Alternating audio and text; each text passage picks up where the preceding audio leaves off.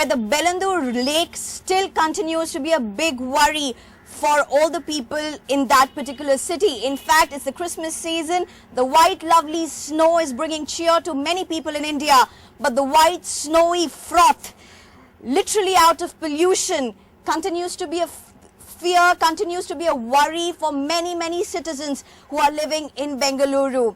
In fact, the Pollution and Water Board went ahead and did an inspection of the site, but well, nothing has really quenched the anger of the residents. Maya Sharma reports. Belandur Lake. Its frothy pollution has troubled commuters and buzzed across social media. Residents have approached authorities for help, and this visit by officials of concerned departments was intended to show that action is being planned to improve the situation. For the first time, from Pollution Control Board, we have already allotted, the government has permitted to allot 100 crores to improve that basic minimum things for the restoration of this lake. And then other agencies, other stakeholders, they are also sharing the, I think we have to plan a comprehensive design to eradicate all the problems.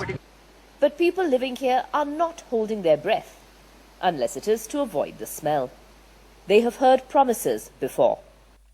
I do not expect anything from them, because recently I've read they have allocated like 200 crores or something to clean up this lake, but I've heard, because all the drainages from Kormangla and Belandur and different places, it's connected to this.